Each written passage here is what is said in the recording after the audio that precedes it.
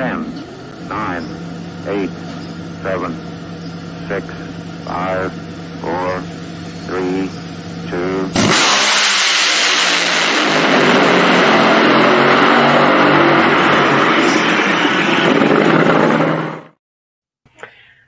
And live now on CompetitionPlus.com. It is the CompetitionPlus.com Power Hour. I'm Lee Kraft, a.k.a. the Monday Morning Racer. And over there, no longer on the missing list, is Darren Williams Jr. He has been found, and he's right here. What do you mean missing list? Where have I gone? We all know. We all know where you've gone. Where'd I go? I'm confused. You went to Las Vegas.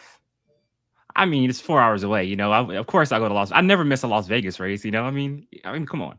I mean, give me a break when it's almost halfway across the country, like a Dallas or a Gainesville. Of course, it's a little harder to get to, but when it's in my backyard, Las Vegas, I gotta go. It's almost like it's like a second home track for you. I tell everybody this: Las Vegas is basically a second home for Los Angelinos. How do you say that? Los Angelinos, right? Angelinos. How do you say people from Los Angeles? What is that called? I think it's Angelinos. Angelinos, yes. Without the Los. Yes. Yeah, Angelinos, so. Yes. Yeah. It's like a second home for us. So 4 hours away, straight shot drive, 15 south, 15 north actually, to Las Vegas. Took that drive Saturday morning, got there in no time, drove back last night. And Lee, what a race we saw this past weekend. What a countdown it has been so far here in 2023. This has to be one of the all-time greats as far as countdowns from start to finish.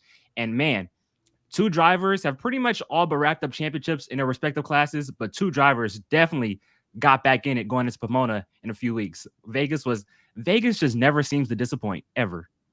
Vegas does not disappoint, it seems like, ever with the Camping World Series. But as many of you all know, I have a particular focus with those in the Lucas Sportsman ranks, in particular Top Alcohol, and the weekend they had was absolutely chaotic.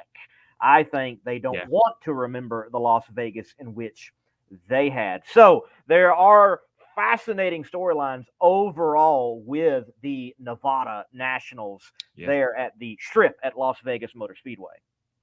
No, for sure. And like you mentioned, so, I believe that the alcohol classes, got a free runs on Friday, but, once Saturday came around, they were just sitting around from Saturday to Sunday. They pretty much just sat around for 2 days and finally got in the full eliminations on Monday. I believe they got one round in. Well, half of, better. Well, we were both there, but, they got full round one of Top Alcohol Dragster in, but in the middle of Funny Car, this was like 7 o'clock, 8 o'clock at night. And then obviously the Sandstorm rolled through and they were done for the night. So very trying time for the alcohol classes, and not just the alcohol classes, but the full Lucas Oil Sportsman Series this past weekend.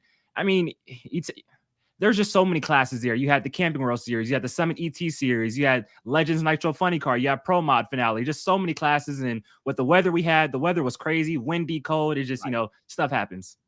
Right, and I think there is a thought probably around the country, people who haven't paid a visit to Las Vegas, or maybe they only have come during the best times of the year, that you don't get weather in Las Vegas. Oh, it's a desert, it's dry, it never rains. No, you get weather in this town, from the high winds and creating dust storms, sandstorms, to it, in fact, getting cold. Yes, it can get cold in Las Vegas.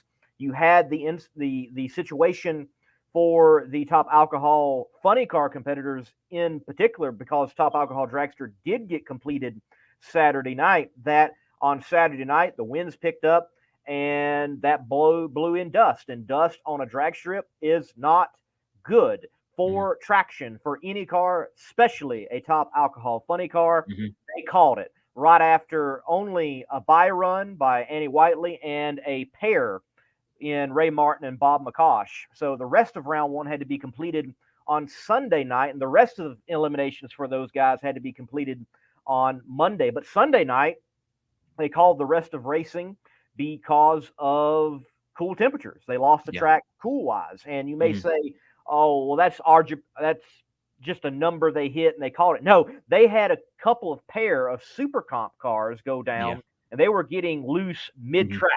We're talking about Super Comp dragsters getting loose mid-track. You can tell that it's not safe to race. So the NHRA made a right call there, I think, with the dust and also the cool temperatures. But many people amongst the alcohol competitors and also the Legends Nitro's Funny Car competitors are, why did they run the jets? And I haven't got an answer to that quite yet.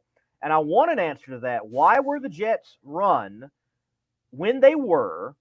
And if they were not run, then you would have had a situation where there probably would not have been that cycle of track prep that you do after jet cars run, jet dragsters, and you would have got a complete round one of Top Alcohol Funny Car in possibly. I do have to wonder about that. I mean, I echo every sentiment you just said. Here's the thing. So I know, it's a national event and you're putting on a show, correct? But at that time when they ran the jets, I mean, the crowd was completely empty. I mean, let's be honest. That Saturday night, there was nobody in the crowd. I could see if, like, there's still a lot of people in the crowd and they came for the jets. But, we're already pushed back behind. Chris Thorne already had a crash, so we're getting pushed back even more. It's getting later in the night. It's getting colder. All the fans are pretty much left. I don't think there was any reason to run the jets that night, but NHRA decided to do that. And from what I was told, the Legends Nitro Funny Car competitors were actually thinking about boycotting and and Yes. protesting of running, Yes. because they actually ran after the jets last year, and obviously that didn't work out too well. A lot of teams struggled. They spun the tires after running behind the jets and everything like that. But shout out to NHRA. I don't agree with them for running the jets that night because I don't think they needed to, but they did an amazing job with track prep after the jets. So the Legends Nitro Funny Car said the track was perfect. It was immaculate, and they went on right down through there. And quarter pounder Jeff Moniz had low ET of round number one with a 476, obviously to 1,000 feet. But in the end, impressive for those cars. Impressive. But in the end, Bobby Cottrell reigned supreme once again. Exclamation point in the final round, 473, 242 miles per hour, low ET, top speed, wins the race. But get this, you might be thinking, oh, Bobby Cottrell, he wins again. No storyline there. Well, get this. He's running a nitro car. And in a nitro car, he went undefeated in 2023, didn't lose a single round all year long. That's hard to do in any nitro category. Any nitro category, no matter what the car is, and able to pull that off. Truly the best team in nostalgia funny car racing. You cannot take that away from them. They have proven it over and over. And for them to have an undefeated record in drag racing, honestly, look, if they don't get mentioned on competitionplus.com of having one of the greatest drag racing years ever, if they don't get mentioned by Drag Illustrated getting mentioned that they've had one of the best drag racing years ever, if they don't get mentioned by all the outlets that they've had the season that they've had, it's going to be a shame because they deserve it. Yep, and there will be an article coming on that soon, but just a little teaser to that. You can catch my write-up of Bobby Cottrell's perfect season in the 10 on competitionplus.com, so go and check that out. But man, like you mentioned though, Bobby Cottrell, just an amazing driver. That whole team, Bucky Austin, Mike O'Brien, obviously Bucky Austin's daughter, Heidi Austin, the backup girl, the whole crew, they're just a tight-knit family, super competitive team, and just awesome to see the success they've had. And for me, who lives in Southern California and is able to see the Heritage Series, to see those guys race on the big stage on Fox Sports and everything like that, I thought was really cool. And for people, the world to see, not just for us to see, but the world to see Bobby Cottrell's talent, it's pretty cool. I agree. I do want to say concerning the Jets, as we were talking about, not against the Jets running. I love Jets. Why did they run when they did? When you take everything into relation of what was actually going to be elimination classes that were still to be ran. Yeah. So, I wonder about that. Nonetheless, great show. Things were wrapped up on Monday for the sportsman categories, and congratulations to Jackie Frick on her second national event win in Top Alcohol Dragster in 2023 on Monday. She won there in Seattle at Pacific Raceways for the Northwest Nationals. She wins in Nevada here at Las Vegas for the Nevada Nationals. The East Coast girl wins on the West Coast somehow. Very interesting. And congratulations to Sean Bellamere, Steve Boggs, and the Bartone Brothers Racing outfit. Hey, happy birthday as well to Boggs and everybody over there. And they pick up a Wally, another national event win. They're perfect on Mondays, Darren. Yes. Anytime they have raced on Monday, they have won, including the U.S. Nationals, which is scheduled to be run on Monday. So Your top alcohol funny car winner, Sean Bellemere. Your top alcohol dragster winner is Jackie Frick. And I want to say this concerning top alcohol dragster. There obviously has been a lot of hype, and deservedly so, for Angel Sampay coming into the class. I have been following that story. Obviously, I've been following top alcohol competition all year long and been able to have her on camera and chat with her.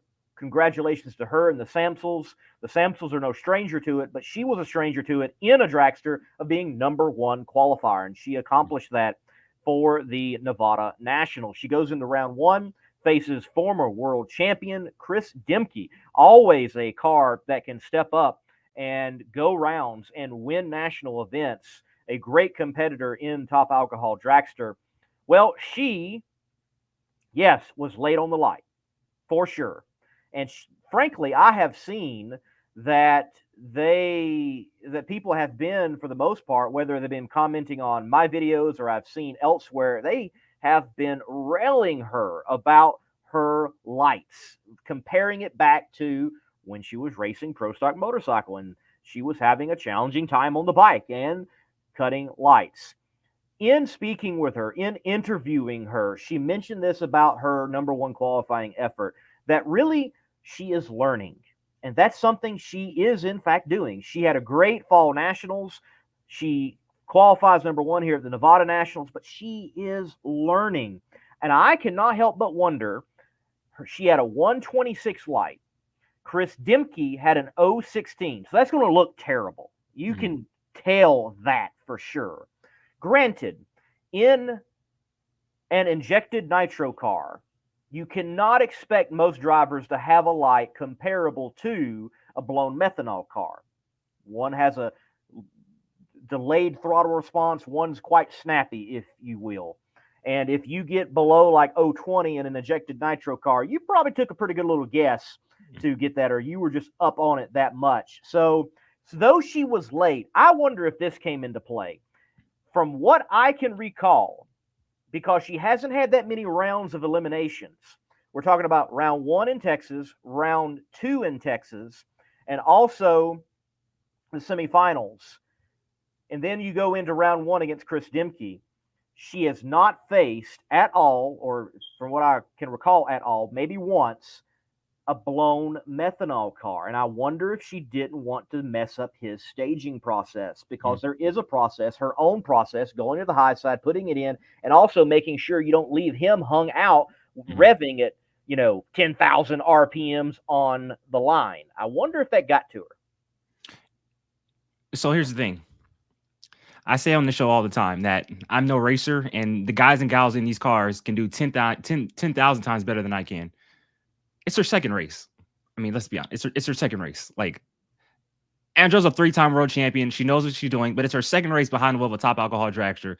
And get this, she's going up against a former top alcohol dragster world champion that knows what he's doing, Joe and Chris Dimke, that old Peenright car. So I'm not going to put too much stock in her being late. Like you mentioned, we talked to her on Saturday afternoon. She's still learning. And again, the different staging processes with the injected nitro car to the blown car may have thrown her off. So I'm not going to put too much stock in it. It's her second race. She'll get better. I think no big deal. But hey, people have their opinions, and these are professional racers, and they're allowed to have those opinions. But for me in general, I don't think it's any big deal.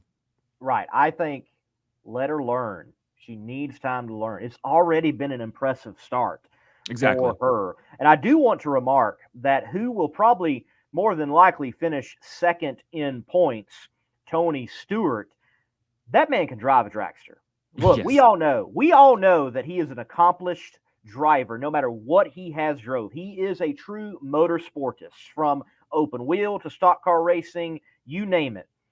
He can drive.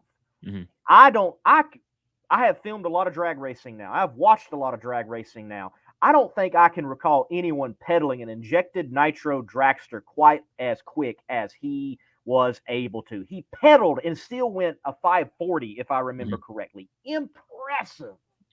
And you got to think about this too. So And, we all know Tony Stewart has won at every racetrack at the Strip of Las Vegas Motor Speedway. So we're actually hoping for another great performance from Tony Stewart in Las Vegas. But you think about it with, the talks of Julie Nadas maybe not returning full time to Top Alcohol Dragster next season. I don't know what Cody Crone's plans are and stuff like that, but you got to think Tony Stewart has to be the favorite, to win the championship going into 2024. Obviously, you still have Joey Severance out there. You still have Sean Cowie, Jackie Frick. But, I mean, from just the performance alone and seeing how he's done this year, he might as well be the front runner to win that championship the following year in 24, I would think. I agree. If we do not see Julie Nadas come back with Randy Meyer Racing and defend her championship, she carry that number one through the year, I think he would be the top candidate rolling into 2024. Granted, I say that, and I know that many may be watching, and I'm the Mr. Alcohol guy, and I might get the ire at Pomona of making such a remark because you do have such perennial championship favorites in, this year's defending world champion Joey Severance and Sean Cowie, who has not, but certainly is in the play each and every year. Jackie Frick, a perennial championship favorite. She finishes top 5 just about every year. Matt Cummings could very well, in the McPhillips ride, make a full pull for it and acquire a national championship.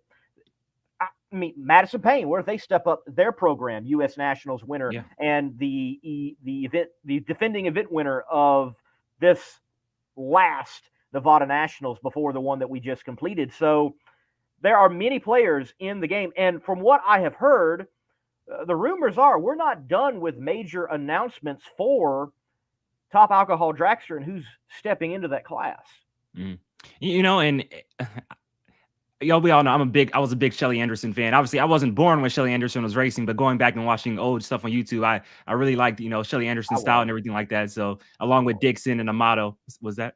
I said I was. I'm old now. Yeah, you're a little bit older than me.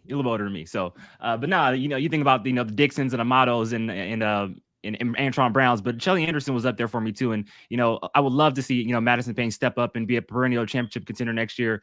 You think about Megan Smith, daughter of Rhonda Hartman Smith, she can step up next season, has had a pretty solid year here in 2023. You think of Sarah Allen. I mean, Top Alcohol Dragster, Cody Crone, who knows what Cody Crone's going to do next year. So even with Julie Nadas maybe not returning full time, still stacked with a lot of great talent in that class. And I'll tell you what, alone from Tony Stewart, hopping on board last year and Angel Sampay coming in the class, Top Alcohol Dragster, I mean, it's a loaded field, competitive racing. It's a really cool class right now.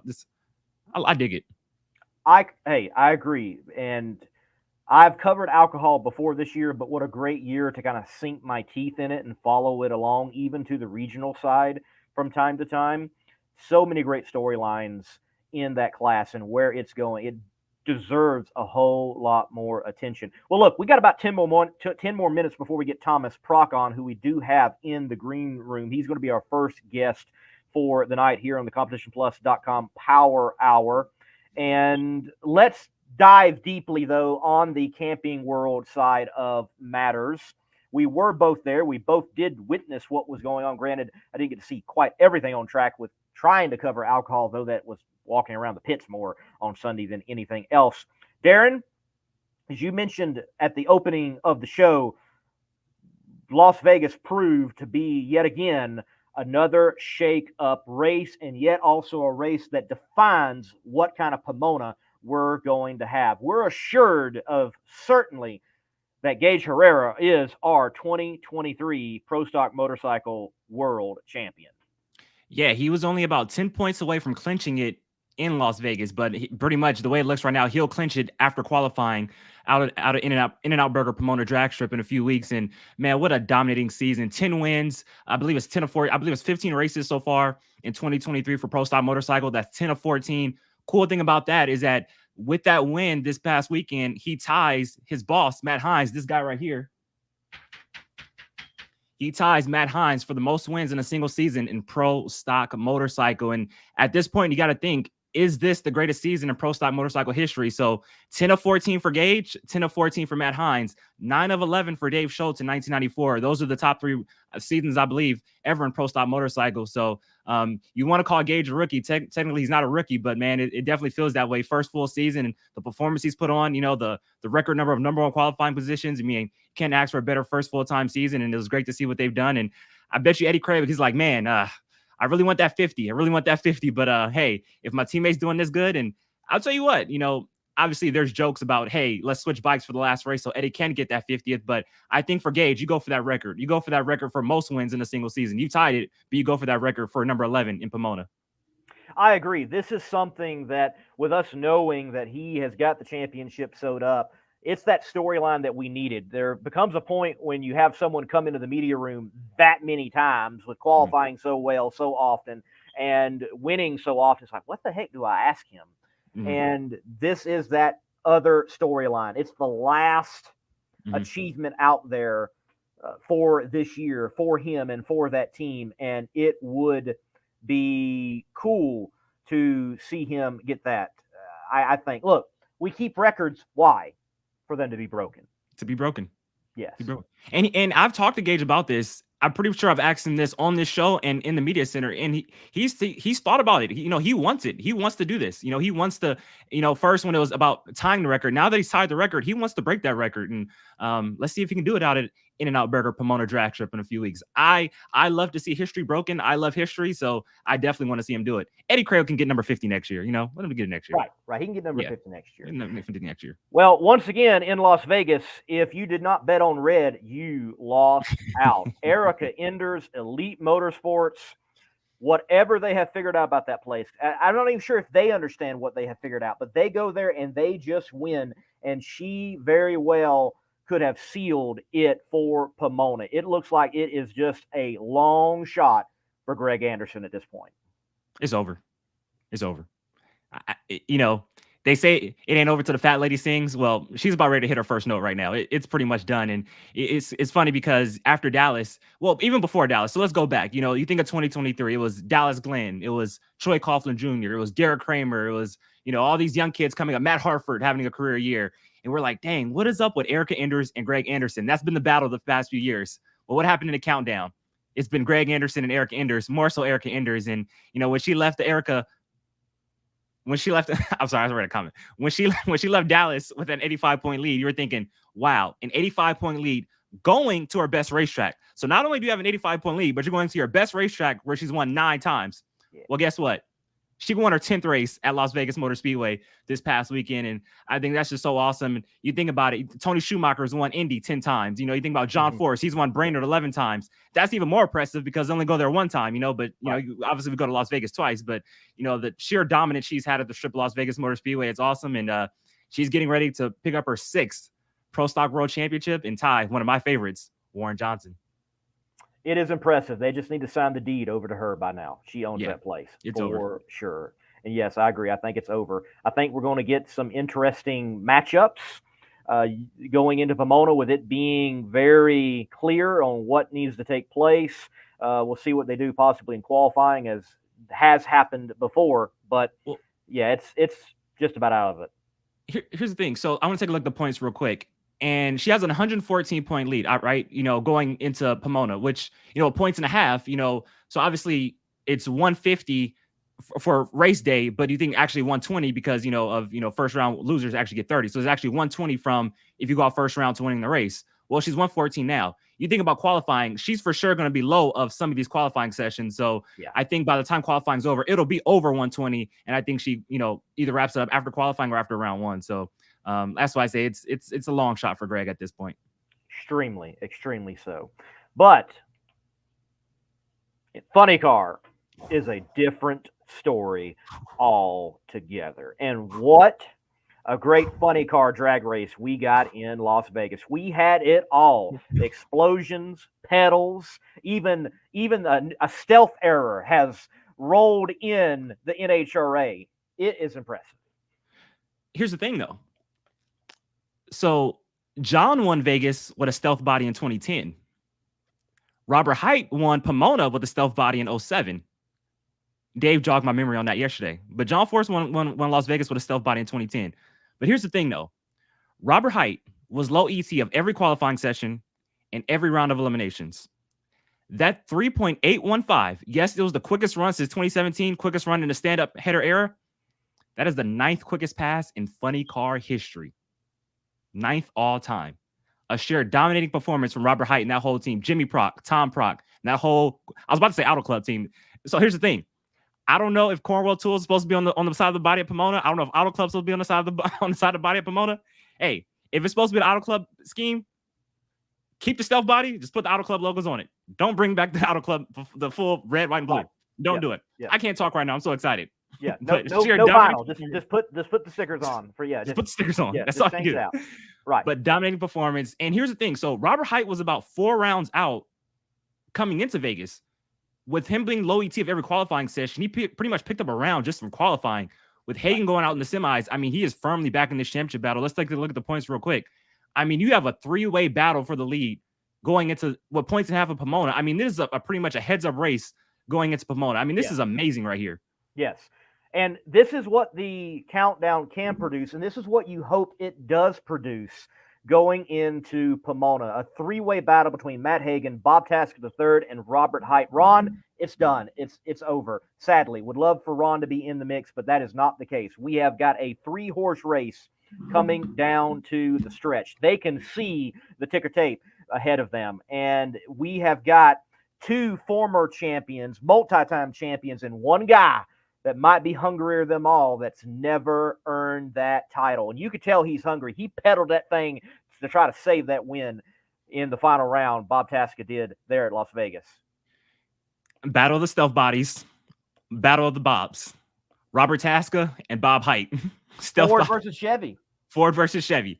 And, last night or yesterday morning on Inside the NHRA, the first ever morning edition of Inside the NHRA, my buddy Dave was in the comments. He said, unfortunately, it wasn't a side-by-side race, header flames up to the finish line, but there's something majestic about a guy who's racing for a championship and one guy struggling and the other guy streaking away into the sunset by himself for a win. I don't know, just something about that that really just makes me just kind of like, whoa, that was just awesome. And for Robert Hight, man, he's been doing this a long time. 65th career win, 4th of the season, one of the best to ever do it. And we talked about it all the time.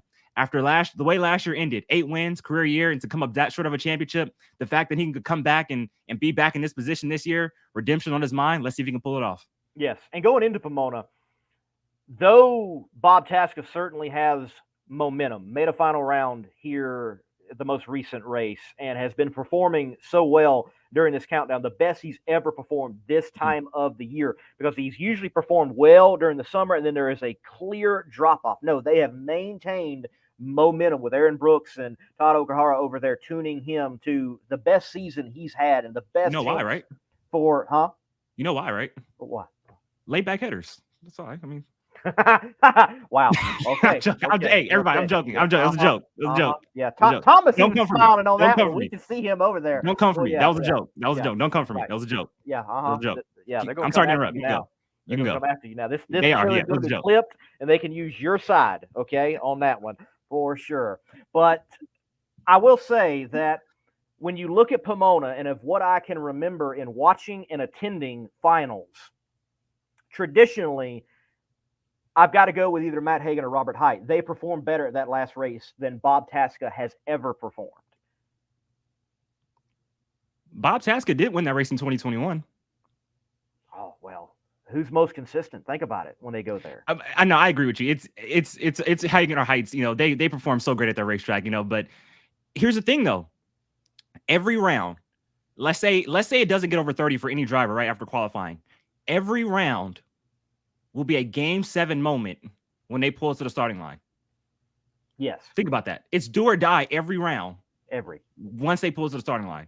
You're going to think about the intensity, the drama, just everything. Just once they pull to the starting line, it's going to be the energy at Pomona. Hey, please pack Pomona. Please. Let's get that other side open. Everybody, please, let's pack Pomona. Pack Pomona. Bring back also, the glory to Pomona. Wow, we're going to be looking at that ladder. That ladder is the most anticipated ladder of the whole year. Yes. The whole year. Look, we got to keep moving. Let's very quickly talk about Top Fuel and get Mr. Prock on. Top Fuel, man. I mean, Mike Salinas, another dominating performance, just like Robert Hight, qualified number 1, won the race. And as you know, he's not, firmly in the mix like Robert Hight is, but he's on the edge of the fight with 1 race left to go. Justin Ashley did himself a solid as well. And you think about it, 2 Top Fuel dragsters, sunsetting Las Vegas, penultimate race of the year, header flames to the finish line. Obviously, Justin Ashley struggled on and off the throttle, but Mike Salinas, he's one of our guests tonight. Great win for him. 2nd win of the season, 9th of his career. And he's going to need a lot of help in Pomona, but he's still in his battle. He is still in the battle. And Josh Hart's a bad man. Yes, Josh Hart's a bad yes, man. Yeah. yes. Oh, Josh needed that weekend Yeah. that he had there at Las Vegas. He certainly needed it for himself. That team, we were possibly going to have him on tonight and chat about it. Definitely like seeing Josh Hart do well. I want to say this, that I know Steve Torrance is right there. I know he can win this championship, but I don't know if they. It's just I don't know. I don't know. So he goes into Pomona as the points leader. During his four championship run from 2018 to 2021, when the car wasn't there, Steve was there to pick up the slack. The car has been there this year, and I'm not saying anything he wouldn't say because he's a champion. He holds himself to a high standard. I know he's racing against Justin Ashley in that semifinal round, but that was a massive hole shot.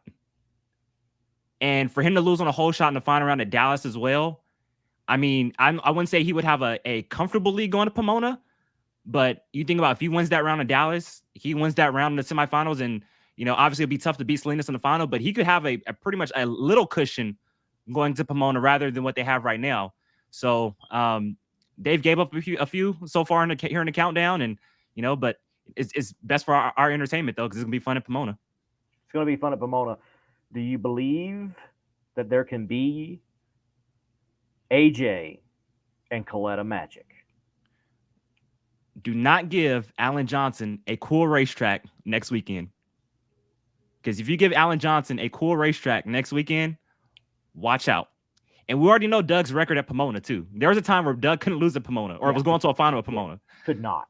Yeah. So if they conjure up that magic, watch out. But with the weekend she had this past week and Leah Pruitt, she's hungry going to Pomona. I think she's a sleeper now going into this final race. It's the heads-up race, and I just want to see it go down to at least the semifinals or the final round. Yeah. Frankly, both fuel classes, we have got the competition that we want going into Pomona. The storylines are spectacular, and what a great cast of characters we've got to compete in Pomona for that championship. And Billy's coming back to block, like you see right there. The games have already begun. They have.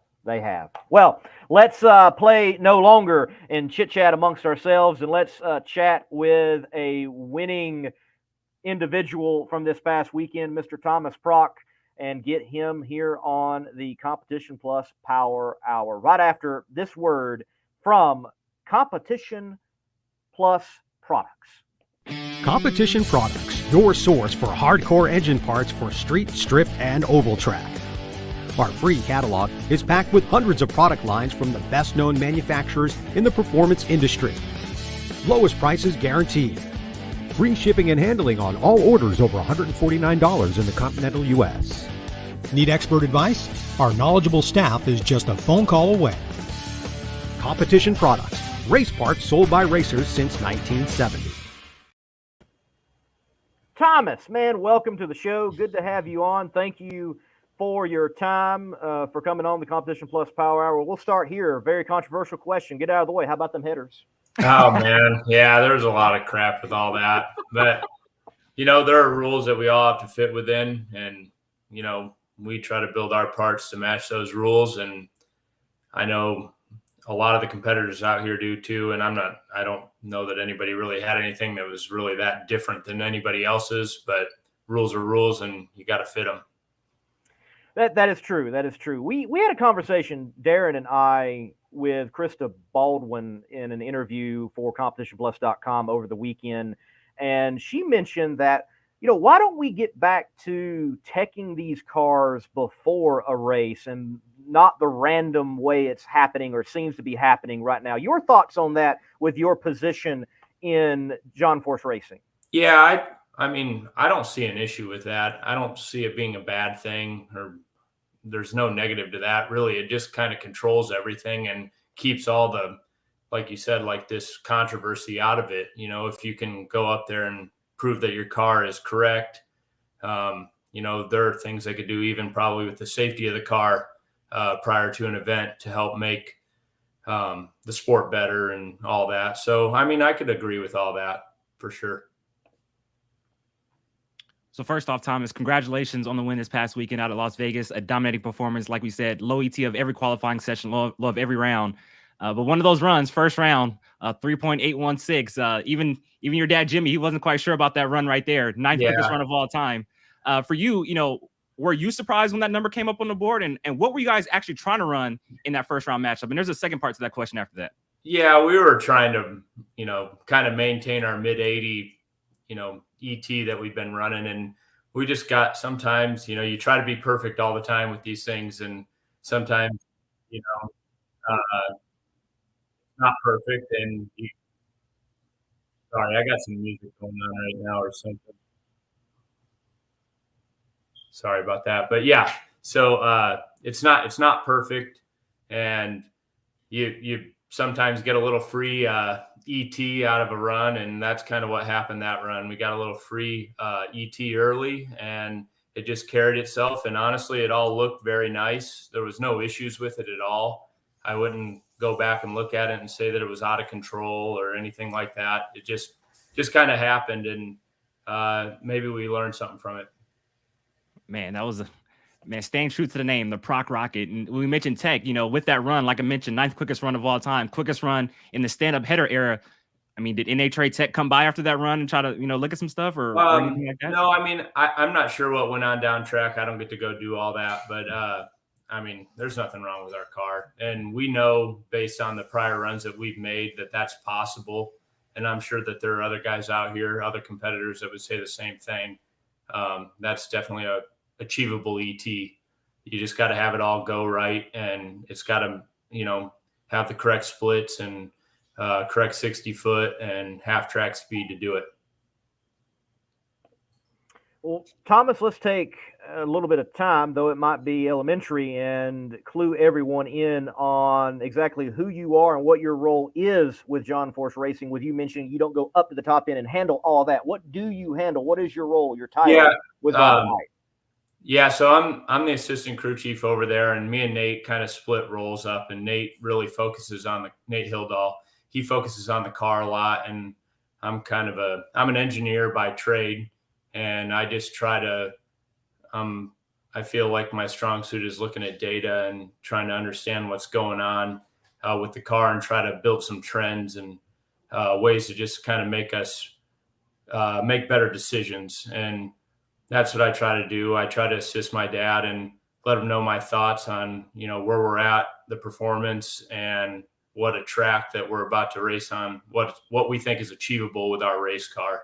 So, I'm very involved with the setup of it, but ultimately my dad makes all the decisions, and he should make all the decisions. He's very talented, and it's really a pleasure working with him. And it's a pleasure working with Robert too. He's an incredible driver. With you mentioning making decisions, the decision to run a stealth body, as everybody is calling it, and the weight factor, how much can you clue us in on what kind of weight being saved, and where is the weight being saved from? Is it as simple as, we just don't have vinyl on this thing? Well, to be honest with you, that is wrapped in black vinyl, and that car that body came about after the explosion in Charlotte, because we carry multiple sponsors this year. We wanted kind of a neutral body that we could, in case we had something go on, we could race it, whether it was Flavor Pack or AAA or Cornwell. So unfortunately, when we had that explosion in Charlotte, we had to bring that car out, and it ended up, looking pretty sweet. So Cornwell liked it, and after the event in Charlotte, they were cool with us sticking with it, and that's just kind of where it's at. But another note on that body has won all 4 events this year, whether it's been Flavor Pack or Cornwell, so it's a special body. Yeah. Hey, it is good. It is a good looking ride. Nothing against the blue livery with the American flag type of design, but when the explosion did happen and that rolled out the next day, next night, is like, now that is sweet. Yeah, no, it's pretty cool looking. I really, I think the same way. I had a lot of fans come up and say the same thing. So it was neat to, carry that there. And then to have both of those bodies in the final, it took some cool photos, and 2 quick cars looking all stealthy. That's all right. For sure, for sure. Darren, I think I would buy the back in black Cornwell tool set if it was associated with that funny car. Yeah. No, for sure. And I feel like John Force Racing are the ones who kind of started the whole stealth body thing. Like I mentioned, Robert did it in 07, John did it in 2010. So they've done this before. Yeah, no, it's kind of interesting. Growing up, watching my dad race for some championships, I remember times like that where they'd break out a lightweight body, just to maybe get a little extra performance. But yeah, it's pretty cool. I think it's neat to look at, and it's cool with all the black wheels and everything. It looks really neat. So being superstitious, like you mentioned, this body has won all the races this year, the 4 races, Phoenix, Charlotte, Reading, and now Vegas. But will Cornwell Tools be on the side of the car, Pomona? Will Auto Club be on the side? No, we have Auto Club this week, so we're going to try to win one for them. We've won one for all our sponsors, and Auto Club's next, so they're getting it in Pomona. All right. And so just for you, obviously, the son of the legendary Jimmy Prock, the Prock Rot and everything like that. Talk about your journey leading up to where you are now as the assistant crew chief on Robert Height's funny car. And how cool was it when you got the call to be your dad's assistant here this year, here in 2023? Yeah, I've kind of had an interesting background. I've been able to work on a lot of race cars, midget sprint cars, stock cars, cup cars, and fuel cars. And, just growing up, I always really had a keen interest in what my dad did and really paid attention even at a young age. And, I've been around a lot of really smart people in drag racing, John Medlin, Austin Coyle, Bernie Federley, Guido, Zippy, a lot of really smart people. And I just always kind of paid attention and really was really interested in it. And I went to school to be an engineer, and that kind of paid off and got me a really good opportunity in NASCAR to work with Tony Stewart at Stewart-Haas. And that was a tremendous experience, and I learned an awful lot. And I came back to John Force Racing with kind of some more tools in my basket, and, just kind of how things worked out in the shop. They needed a crew chief for Austin's car, and there was an opening, and it was just a really good opportunity for, me to try to step in. And I mean, obviously I was very grateful, and I've worked really hard to try to, fill the role the best I can. And yeah, so it's been really neat, and working with my dad's great, and we get along extremely well. There's not a lot of drama or anything like that. We just work together. It's very businesslike, and, but we get along well, and we try to just work together. And I think we do a really good job of that. Well, I'll tell you what, you sound just like him as well. You sound just like your dad. Yeah, yeah, grew up with him. Yeah. So. Well, Thomas, you're in the role that you are in now. You've been involved in many other motorsports. What do you hope lies in the future for you? Is it drag racing? Is it beyond, being outright crew chief on a car? Where you want this to go? Yeah, I mean, obviously right now I'm just trying to fill the role I can, but I mean, I love drag racing, and I plan on sticking around with this for a long time. Out of any motorsport I've ever worked in, this is my favorite by far. I love the people. I love the type of racing. I love watching the scoreboard light up. That's just amazing to me. I don't even want to drive the car. I want to watch the scoreboard light up. So yeah, I plan on sticking around in whatever capacity it's in. I think I can be helpful in multiple ways, but if I got to call the shots one day, I think that would be really cool, and I'd be interested to see how well I could do at it. So we do have Mighty Mac asking a question through the comment section. He wants to know, what is that trophy in between all the Wallies? That's a Brickyard 400 trophy. All right. When I was at Stewart-Haas, as a design engineer, I was involved in a win over there with that, and ended up getting a trophy for it. So that was pretty neat. Man, that's awesome. Man, yeah. NHRA Wally's Brickyard 400 trophies. I mean, yeah, like I said, I'm fortunate, man. I've managed to run into some really good people who have taken care of me and help, progress my career. But along with that's come a lot of hard work. And I feel like I've worked hard for a lot of the things I've accomplished, and I'm proud of that. And, it's funny. One of my questions was going to be, obviously your dad's out there crew chiefing, but your brother is out there obviously driving, the Montana brand Top Fuel dragster. It was going to be, hey, would you ever, want to drive a race car in the future? But you just answered it. You like seeing the scoreboard come up. No, yeah, I've never really. I tried when I was a kid. I tried racing go-karts and stuff, and I was terrible. I was always driving the car thinking about what was wrong with it, and wasn't focusing on the task. And I quickly learned that my brother was the driver, and I was going to work on cars growing up. We raced midgets and sprint cars together, quarter midgets, go-karts, all kinds of stuff. And he quickly became the driver, and I became the mechanic, and tried to make the car go as quick as we could make it go. So it was a good, or it's been a good pairing. Me and my brother were for a long time, and I worked on his car last year. So he kind of brought a little, if you want to call it, nostalgia out of it. But it's been good.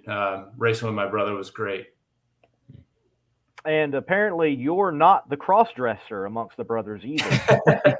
Yeah, Austin's always got the jokes. He's pretty funny. He's a good guy, and he's pretty entertaining for sure. Yeah, I've seen him on the one big tire thing scooting around JFR before, and everyone else is, he seems to be the one that's got the jokes for sure. Yeah, no, he is, but he keeps it light, and that's good. You need that, and he's a good personality to have around the shop, and he does a great job driving too. And obviously, with your name being Thomas Prock, you're named after your grandfather, Tom Prock, who drove the Detroit Tiger back in the day. But just being in the John Force Racing pipeline and everything like that, have you ever gotten the chance to have conversations with an Austin Coyle or Bernie Federley or a John Medellin, coming up through the ranks? Yeah, a lot when I was younger, and they may not have thought as much. I listened a lot more than I talked, I guess is what I'm saying. But I may have been young, but I always listened to them and, tried to learn from, the people that my dad surrounded himself with at John Force Racing or whatever, company he worked at the time. So, yeah, I'm trying to be a student of the game, and just keep learning and listen to everybody's opinions and then maybe try to make my own. So that's kind of where I'm at, and I'm still learning, and I'll learn till I quit doing this. I won't stop learning. So that's just part of it. And that's kind of the mindset you have to have, I feel like. Well, the mindset you mentioned, keep learning and working hard, it certainly can pay off, and you've already allowed it to pay off, and we know we'll see it continue to pay off for you and your career out here in the world of drag racing. How important is qualifying going into Pomona? What are the strategies? Does it go out there and be low ET every time, knock over that scoreboard, get as many bonus points? How do you do it? And is that what you're aiming for? Yeah, when like in Las Vegas, when we went there, we knew we had to win the race to get back in it at a minimum. But collecting every point is obviously huge. Last year, my dad, I think he lost by 3 points, and really it ended up being a qualifying run that sealed the deal for Ron Capps. And that's why the points are there for opportunities like that. So, yeah, we're going to continue to be, have the mindset we have of trying to, do the best that we feel we can do in those conditions. And the cards will just fall how they fall. There are a lot of cars that can run within thousands of each other. And I don't want to say necessarily last week was luck, but it kind of is. It's like, a few little minor changes on some of the runs that other competitors made. They could have been a little quicker than us. So, everybody's just so close. But I do feel like how all these cars are performing right now, especially the three that are really in the hunt of this thing. It's just going to come down to who goes the most rounds, because we'll all probably get some points here and there in qualifying, and hopefully, kind of just knack back at fourth at each other. And it's just going to come down to who gets it done on Sunday. And, that's the hardest day to race, obviously. So we'll just see how it goes, and we'll just play play the game we're playing and listen to the data and do what it says to do. And I've mentioned this time and time again, the season, excuse me, that Robert and your dad had last year, 8 wins, a career year for Robert in general. And it just seemed like, obviously you start off the year with 2 wins in Phoenix and Charlotte, but it seemed like through most of the year, you guys just didn't have that same umph like you had last year when it was, Jimmy Prock and Chris Cunningham. Was the mindset this year to say, hey, we know we can win races, let's be our best when it matters the most in the countdown? Because, I mean, you guys really flipped the switch around Brainerd to Indy. Or did you guys kind of really go through a rough patch in the middle of the season and we're kind of struggling? And, how much have you taken upon yourself, to try to help your dad, Jimmy, and Robert kind of redeem themselves from last year? Yeah, no, I mean, when we started the year, my dad wanted to try to change some things to help make the car perform a little better in the bell housing. And so we kind of went back and forth at the beginning of the year between things they did last year and new ideas. And that was a little bit of a struggle. And we went through the summer and ended up finding some mechanical issues that were hindering us. And I felt like around Topeka, we were getting our act together. The Western swing was kind of like a reset moment for us. And Topeka on, we were starting to make some ground. And, along with all this has come me learning how to read racetracks and make decisions and, how much to adjust a car for a set of conditions and things like that. Because a lot of the track, when we're up there and we're racing, I kind of handle a lot of how we feel about the racetrack and the decisions we should make. My dad focuses on the race car, and me just trying to learn, the best way to use the information that we get from people like Lanny and Max Savage, and just apply it to our race car and what I personally think. Learning that's been a task, but I'm getting there, and I feel like Vegas was an example of that. In Dallas, we screwed up first round bad, and we misread the racetrack, and it cost us. And man, we were really upset with ourselves after that, and making decisions, bad decisions. So it wasn't the race car's fault; it was the user's fault. And so when we came home, we really hit the notes and tried to study what we've done that's right, what we've done that's wrong, and how can we go up there every time and just do a little better. And that's what we did in Vegas. I felt like that was the product. All right, Thomas, be real with us. Oftentimes when crews win, there's bonuses. What do you get at JFR for winning a championship? Oh man. I don't even know what it pays, to be completely honest with you. I really don't. I'd have to look it up, but yeah, I mean, winning's good. Winning pays in all aspects. So we all like to win. That's what we do this for. Every person in the garage or whatever you want to call it, they're out here to win, and performing well is great, and along with that maybe comes some perks. So final question for me, Thomas, obviously growing up, in the sport, through the John Force Racing pipeline and everything like that, favorite Robert Hight, Jimmy Prock championship? Is it 09? Is it 17? Is it 19? Or any other John Force Racing championship you could think of? What's your favorite one? 2009 was cool because that was my dad's first championship, and honestly, they had a year where they struggled a lot in the beginning, and they almost didn't make the countdown, and they started 10th. They literally made it on points in Indy. There's a lot of controversy about that, but nonetheless, they did, and they showed up, and they took the house pretty much, and ran the tables, and by the time qualifying was over, they were world champions in Pomona, and that's pretty incredible, I think. But all of them are good. 17 was a great year too, because that was when the ETs really started picking up, and prior to that with Beckman, they laid the headers back. But 17 was they went 379 that year, and ran some career ETs and speeds. So well deserving there. But all in all, you know, any championship's a good championship. You shouldn't label one. I don't feel necessarily all better than the other. If you win, and it's great. Winning is just that, great. And you all over there in that John Force Racing camp, in particular with that Robert Height car, you're doing just that. Look, hope you all have a successful Pomona. We're looking forward to it. Thank you for coming on the show, Mr. Prock. We've had Robert on. Nothing against Robert. I really like Robert, but I'm tired of talking to drivers. I want to talk to other personalities in drag racing, just like you, that don't always get on camera and don't always get some limelight and hear your story and what all is happening with you guys out there in drag racing. So thank you for your time, man. Yeah, for sure. Different perspectives are great for the sport.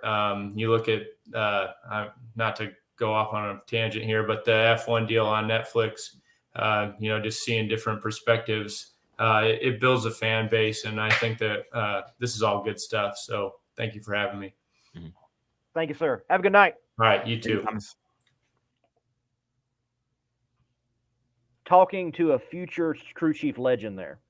Yeah, son of Jimmy Prock, the Prock Rocket, you know, and, you know, it's funny, you know, you think of, you know, Jimmy Prock, and, I was watching an old race from Topeka in 89, 90. You see him on Dick LaHaye's team and everything like that. And, you know, obviously going to John Force Racing and, you know, with Gary Densham in 01 and everything like that. And from the Beckman to now, and then see his kids coming up, see Austin driving the Top Fuel tractor, his other son, obviously he's now the co-crew chief on that Cornwall Tools Auto Club Flavor Pack Camaro. So Tom has done a great job, you know, got the call to assist his dad here in 2023. And he's lived up to the hype.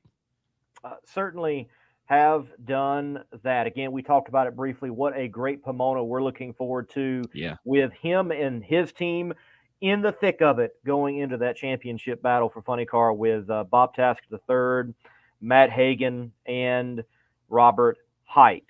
They're all hungry. You know that Robert Height wants to have that redemption story from last year. You know that Matt Hagan wants it because he hasn't tasted a championship in a while, and a lot of others have stolen that limelight. And well, Bob Task III's never had one in NHRA competition in the professional categories of Funny Car, so you know that he wants it as well. It's going to be a wild ride in Pomona for the Floppers. Yeah, it'll be a wild ride if you put those laid back headers on there too. Dang. Hang on, baby. Hang on. It's a joke. It's a joke. Folks, remember, just remember for me, he's on. It's that side. We gotta have some fun. Clip that side. Okay. Thomas said it. Thomas said there's nothing really that big of a difference. It's all for fun. It's a joke. Now, you know, with him mentioning that, that's a reality, honestly, because, you know, Mighty Mac had a video posted. They're taking a hammer to the headers to get them back in where they need to be. So they weren't off that much, granted. But if you're a sanctioning body and you have said the rule is this percentage or point this, even if it's point just one numeral over, that's breaking a rule, and you got to have it enforced. Well, I mean, from the Competition Plus article, it was saying that, hey, Bob said, hey, we went through tech and we passed. So it's like, well, all of a sudden now you come back now and saying we're you know, nothing's good. So like I said, I'm totally just joking with that, you know, with that whole situation. You know, they're not doing anything wrong. It just sucks that, hey, you pass through tech and all of a sudden you go through again and they have a problem with it. And I heard that, you know, maybe it was you or Dave W told me they went through heck Sunday morning before elimination. So just tough for that team. And like you said, Task is hungry though, going for that first championship, trying to become the first Ford driver to win a championship since John in 2013. So it's gonna be here's the thing: you have a Ford, you have a Dodge, you have a Chevy going for a championship at Pomona. Couldn't actually done better than that, dude. You cannot. We're getting it all with that class there in Pomona. Certainly, you cannot ask for anything more to have a three-way battle. Have the manufacturers represented.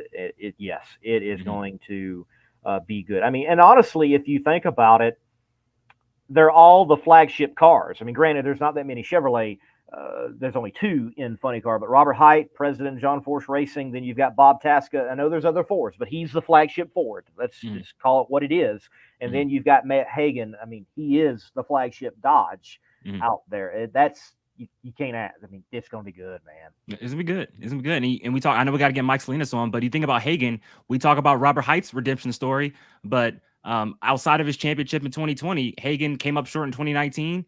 came up short in 2021, 2022 on the final day of the season. So you mentioned, like you said, in the media center when he won St. Louis, like, hey, I'm hungry. Or was it Dallas? I know he won back to back, but he said, hey, I'm hungry. And so he's hungry for one of those championships. And hey, it's going to be a lot of fun. A lot of storylines going to In-N-Out Burger Pomona drag strip.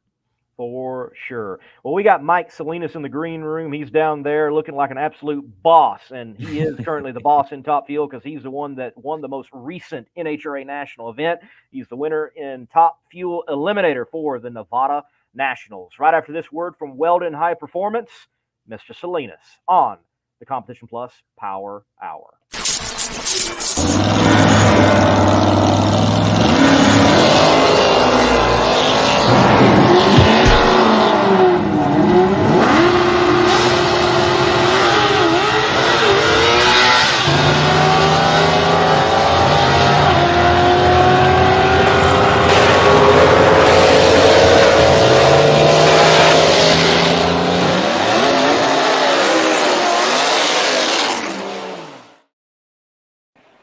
And now, welcome to the show, Pro Stock motorcycle rider Mike Salinas.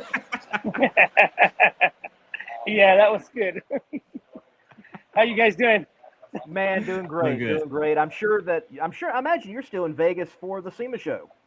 Yeah, we have some appointments and some things to take care of over here. But it's great to see all the new products, new things that are going on out here too. Your car's on display too, right, at SEMA? Oh yes, exactly. So it's kind of cool. NHRA asked us to bring it in because it's the car that won the race. So it's kind of cool. I agree. That is cool. That worked out pretty well for the NHRA. Some might say they planned it that way. No, I'm joking. But, Mike, you and your team certainly earned it. Rob Flynn tuned you up once again, getting you down the track. You drove exceptionally well. Give us the breakdown of the weekend. The weekend had its challenges here in Las Vegas for all the competitors. What was your thoughts on the win? It was a great win. The car is running pretty darn good. We still can't keep all 8 cylinders lit. I just am excited when we're dropping holes at anywhere from, 400 feet to 500 feet. And on the final, we dropped one at 400 and one at 500 when it took me towards the wall. And it still ran that number. And so those are the things that we're excited about, because if it's still running these numbers, dropping holes, and it's going to be a crazy car, down the road here. So I don't want to transition too much off that. I want to come back to that, because that's very interesting, and that kind of ties in with 300 to the 8th and everything like that, and having more in it. But before we do that, obviously with that win, it was pretty beautiful to see that orange and black car ride off into the sunset on Sunday afternoon at Las Vegas. Header flames high in the sky. Justin Ashley had the pedal, and you get the win. Obviously, with Leah Pruitt going out first round and Doug going out early, not firmly back in the fight, but you're on the edge of the fight going into Pomona, California. How would you assess your championship hopes going to In-N-Out Burger Pomona drag strip in a few weeks? We approach it a little bit different. Even if we were number one, a lot can happen. There's 8 rounds of racing. I believe there's 190 points available. We're 76 out. We're going to take it one round at a time and put our best foot forward and see what we can do. But ultimately, go low over every round, win the race, and see where we wind up. Our car seems to really like what we're doing with it right now, and it's just coming together really good. So hopefully that would work. That's our plan, and we're sticking with it. Hopefully it works. I like it. Go out there and get all of it, and then you better your chances of coming away with the grand prize of a world championship in Top Fuel Eliminator. Now, Mike, on the car this past weekend and there on display at SEMA, Valley Services. What exactly is Valley Services? Okay, so that's one of our companies. It's a construction support, from porta potties, rental fences, dumpsters, any rental equipment, things like that. That's one of our companies in Silicon Valley that we run, and it's just one of the flagship companies that we've started 43 years ago, and It supports all construction. And then that's tied to our garbage company where we have dump sites where you can bring trash in and dump it. And we deliver dumpsters. And on the flip side of the other stuff, it all ties into the scrap metal and everything else we do, dumpsters for scrap metal. And then you can bring scrap metal in and on a different facility where we buy all your scrap metal also. And so obviously, whether you have valley services on the car or scrappers on the car, you've always been open about, your upbringing and, how you had to work your way to where you are now. And it's kind of an obvious question, but in the media scene, you got very emotional during your interview. And I just want to ask you why, what is about it, when you win these races, why you get so emotional? Why does this mean so much to you when you're able to snag a trophy on a Sunday afternoon? Well, because when you think about growing up, look, none of us know where we're going to wind up. You just put your head down, you keep working, and you're so busy doing the task that you don't take the time to appreciate, when you actually get there. I mean, in my wildest dreams, I never thought I would be racing with these guys, let alone beating them, winning races with them and just doing these cool things that like very few people in the world get to do what we're doing. But then again, nobody was with me at 2:00 in the morning doing these work hours that I've been running for 40, 45, 43 years. And before we started our company, we used to run 20-hour days, 7 days a week. And, it was just part of our growing up and our upbringing and struggling and, just building this stuff. So you get there and you do these really cool things and something will happen like what we did on Sunday. And you're like, you forget for that moment, you forget how hard it was. And then it clicks in your head and you just like, wow, it's really happening. That's the cool part that like you get emotional because, I mean, we were dirt poor, man. I mean, we were really struggling.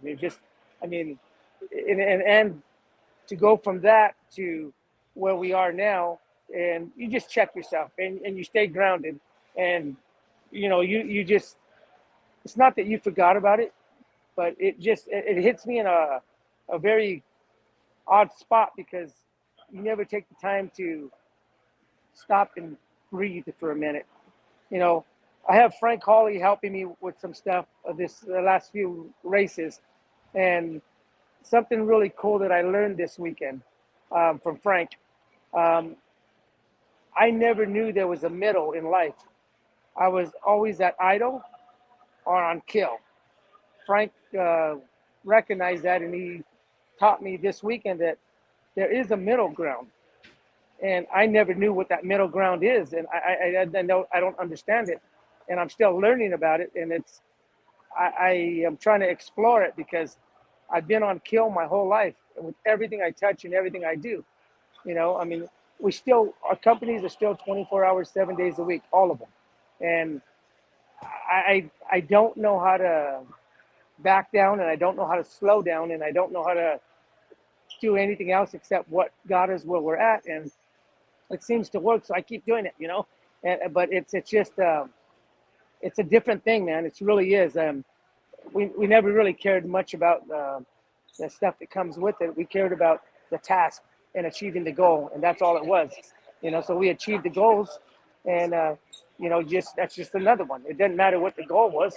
So I mean, I go home and I watch these things on TV, and I'm like, it's hard to believe it's me doing it from where I came from.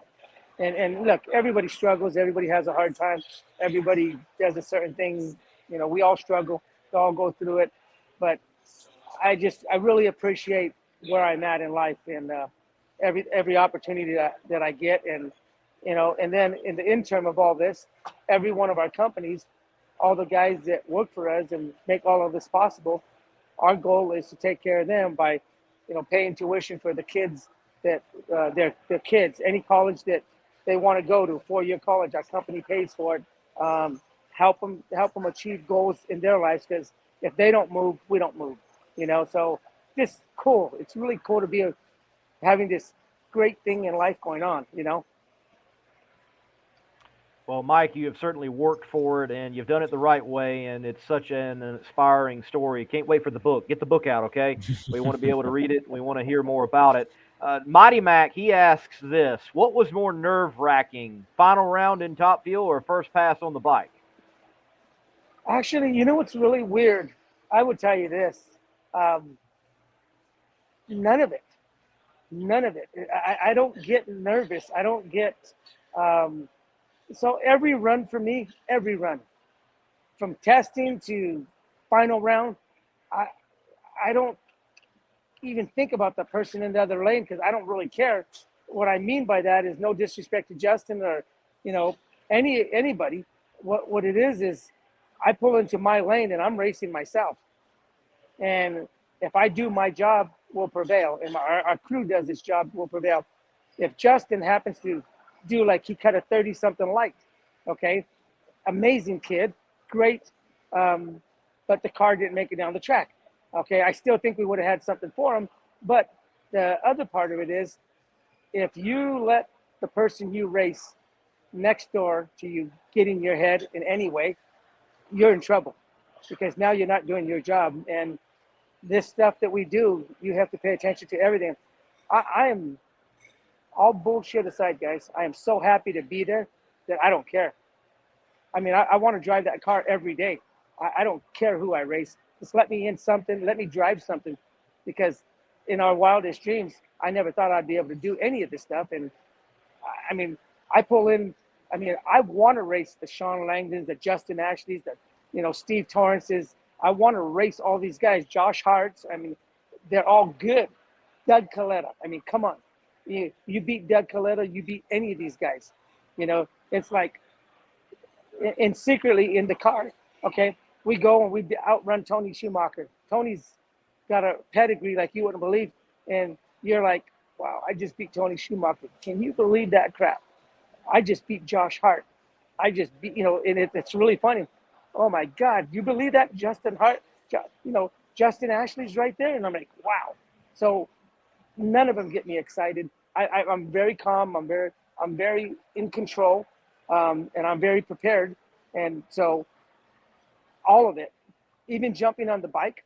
So my brother jumped on the bike also, because we are going to go bike racing. We're going to learn how to ride these bikes just like we learned how to drive these cars. And we are going to go. I wanted to feel what it feels like, what my kid feels like when she goes and races. So I did a burnout and I did a dry hop and a launch. And it woke me up and it taught me something really good. And it was actually pretty cool because I'm like, holy crap. My daughter has some, she's a tough kid. And she went through what I'm going to try to do it with her. So it's something else. And I'm really calm because I blocked the world out and it doesn't even matter. My brother jumped on it and he's never been with all the people watching him. So he was pretty nervous. And a couple of the times he almost, you know, they threw him off the bike almost. So, you know, it's honestly with anybody out there, anyone, every run to me is another test run. If it's the first round or final, we do our job. You know, that's all I got on my brain is do my job, and whatever's going to happen is going to happen. And you mentioning not getting nervous, that's, you know, like we call that ice water flowing through your veins right there. Got to give it to you on that one. But, you know, it was funny. I believe it was either last year's Winter Nationals. I walked up to you in the pits and I was like, hey, Mike, can I get an interview? And he was like, yeah, you can interview me, but you got to interview this guy right here. And his name was Aaron Cave.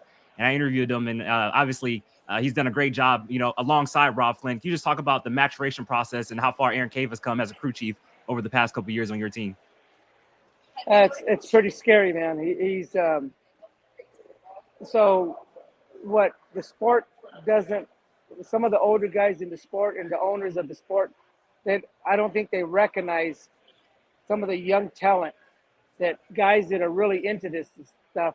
Aaron Cave eats, drinks, and sleeps this stuff. And it's just amazing to watch that guy come up with. So here's something really, really cool.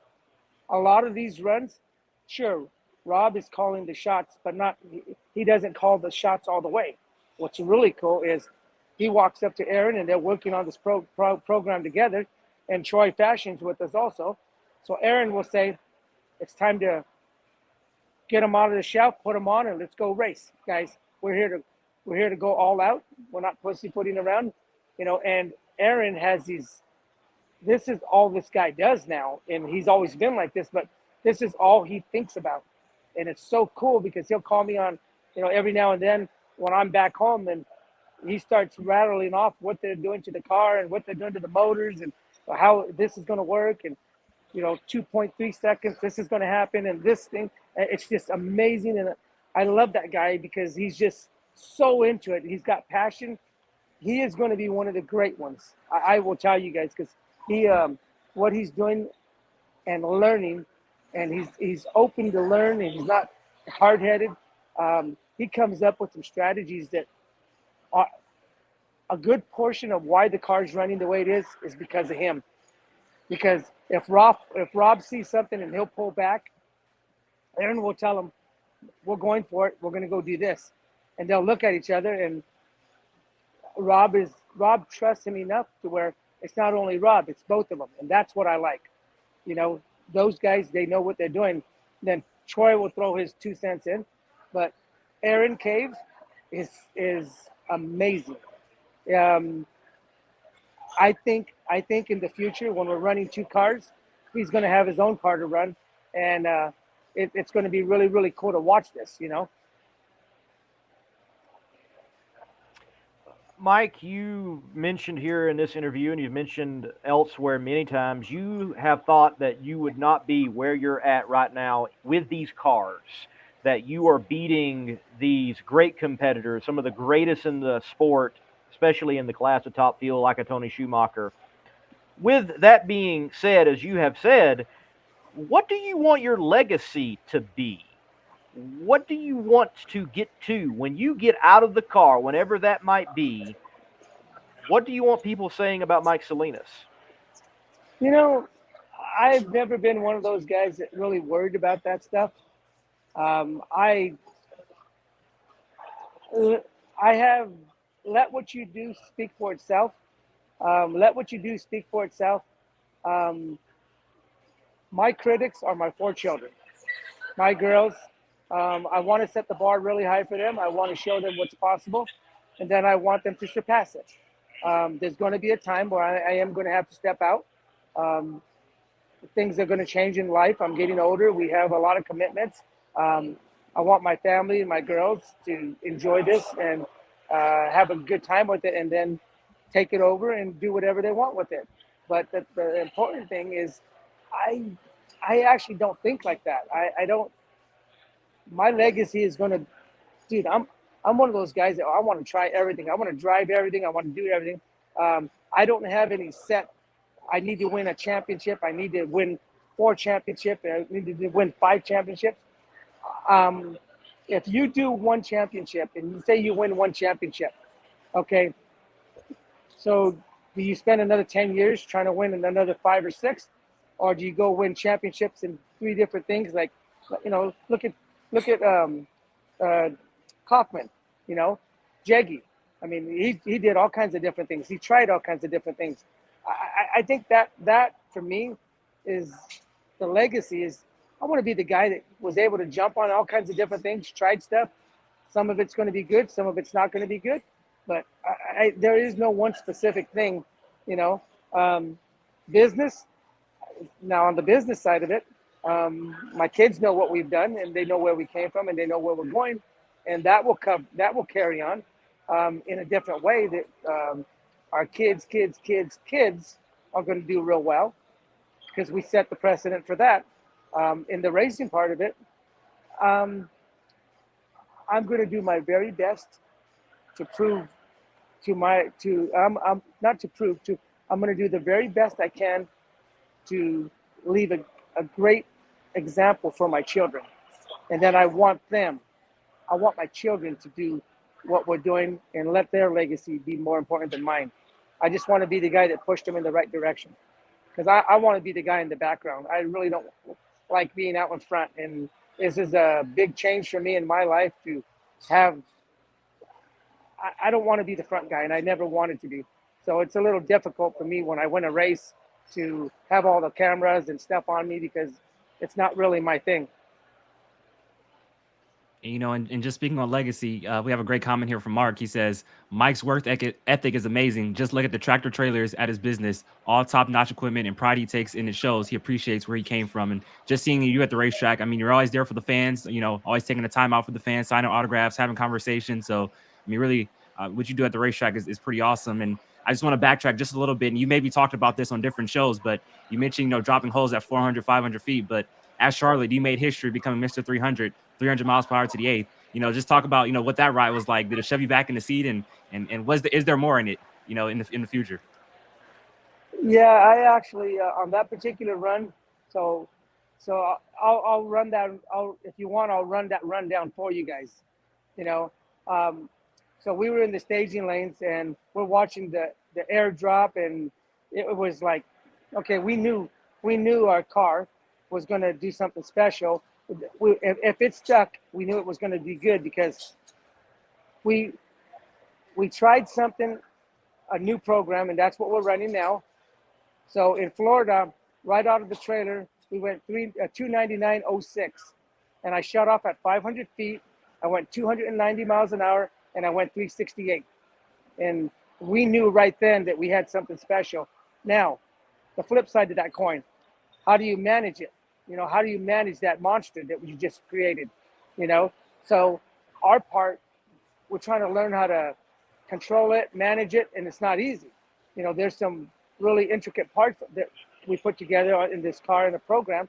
So we all year long we've been struggling. So on this particular run, I'm sitting in the lanes, and the car is, you know, the moisture dew point was pretty bad. So in the lanes, my windshield was getting foggy. So we wiped it down a couple of times. And I was worried about my visor. And so they pull me around, we fire the car up, and I see my windshield starting to, you know, creep up, and get foggy. And so I did the burnout. And when I backed up, I don't have a radio in the car. So when I backed up, my windshield was already fogged. And I can't tell my guys that the windshield foggy, so they can wipe it. And so then I'm like, okay. I went back to my front engine dragster days, and I knew the car was going to run pretty decent. We weren't trying to break any world records, but we were trying to go low ET. And I thought it would run a 64 or 65, maybe a 63, just from what I hear in the trailer, from the plane and them talking, and what we put on the clutch and certain things. And so as I'm pulling into stage, I hit the first pre-stage deal, turned the fuel on, hold my breath, put the visor down, and my visor instantly got foggy. So now I have the windshield and my visor foggy. I'm looking at the tree, and I'm like, God darn it, okay, I can't see nothing. So I went back to my front engine dragster days. Out of the side of my visor, I could see the wall. On the other side of my visor, I could see the center line. On the right side, because I was in the left lane, and I said, okay, I'm gonna just try to stage, and I'm gonna run it down the track, and I'm gonna count to 4, and I'm gonna lift. That should get me close enough to try to go low ET. So I staged, took off, counted to 4, kept it pretty straight, and I lifted. While I rolled in 300, I counted to 4, and Rob told me I was 100 to 120 feet short of the finish line. So on our records, we think the car would have ran 361, 303 to the 8th, 339 to 340, maybe possibly 341, because it was just amazing. And so I got to the other end, and I didn't even know where I was at on the track because I could not see. And when I lifted, down the way, I saw the scoreboard light up, and I'm like, man, I hope that was on my side. You know, it was just kind of silly because that track, you know, it was just weird. Sometimes the old person jumps in, and I'm like, that was a great number. I hope it was on my side, you know. So I pull around the deal, and everybody's jumping up and down and all that. I'm like, man, I think I did something pretty cool here. We got low ET, I think. We got number one qualifier. Didn't even realize we went to the 8th. But one thing I will tell you guys, I broke a tooth on that run. And when I opened my mouth and my tooth fell out, broke in half because I was biting down so hard on that run. And it was just the harmonics and the vibration. It was just crazy. And I didn't realize I was biting that hard, but I broke a tooth. And then prior to that in Gainesville, when I did it the first time, I broke another tooth. And so hardhead like me, I need to get a mouthpiece. So I knew it was a fast run. I just didn't know what it was. 361 at 341, 340. What did you say? 340. What? Yeah. So it should have been we believe it should have been 361, 303 at 340, 339 to 341. That should have been. Wow. If I would have ran it through to the 1,000 wow. foot. Because and so here's what's really cool. At 500 feet, we dropped the hole. And on that particular run, and we dropped the hole on that run. And Rob goes, "Can you imagine when we get this thing, what it's going to be like?" So that's what we're excited about, because it's like we come across something that, so we're thinking outside the box of the way we run the car, completely outside the box. It's not the same method of running a car, and I can't really say what they do in there, but they're doing some really amazing things, and it's really, really kind of cool. When you guys, when you get David Grubnick comes up to me and says, "I am impressed," that's a great compliment to all the guys on the team and everything that we're doing, because the car's running really amazing. So all this weekend, we were in the 60s. Every run that we made it down, we were in the 60s, and all weekend we were dropping holes, never on 8 holes. So it's you guys know what I'm talking about. If we can get 8 lit up, it's going to be really, really good. Man, impressive. We can't wait for all the candlesticks to be lit for Mike Salinas down to the 1,000 foot. Well, Mike, look, thank you for your time tonight. I hope you enjoy the rest of your time in Las Vegas. Before we let you go, answer this one last question. Where should you eat in Las Vegas? What's Mike's recommendation? Rinaldi's Pizza. Okay. There you go. There you go. Rinaldi's Pizza. Well, man, thank you for your time. Look forward to seeing you in Pomona. Thank you. Well, Friday night, if the weather's right, let's see if we can hit that 340. We'll be looking. We'll be looking. All right. Thanks, guys. Appreciate it. Thank you. Thanks, Mike. Mike Salinas, winner of the NHRA Nevada Nationals this past weekend in Top Fuel Eliminator. He is a cool dude. I can remember when there was no clout to the Monday Morning Racer platform and getting an interview from him late one night after a Friday session at Norwalk, and just most recently at St. Louis, interviewed him talking about the 300 mile per hour to the 8th run. And Mike will also be real with you as well. And I can tell you, and I'm not privy to tell everything, but I can tell you this: Mike is helping a lot of people in drag racing and creating and crafting some deals that are really cool. And he's doing more than what people realize. Yeah. And, you talk about, you asked the legacy question, and I mentioned that Mike always has time for the fans and for people, and he's good about it, not just signing autographs. It's literally sitting there and having full-on conversations. Before the Alan Johnson came on board, and when he had when the car was actually fully orange with the flames and everything on it like that. After every race, my dad would be in his pit, talking to him for hours. After I'm like, "Dad, can we go home, man?" But he's talking to Mike Salinas, in the pits, and so and everything like that. And man, it's great to see where that team has come. Let's not forget, Mike Salinas has been out here for almost a decade now, driving Top Fuel dragster. People don't really realize that. He's been out here for a while and has worked his way up. And so great to see all the success he's having right now. But I got to say, not only is your visor falling up, but your windshield's fogging up.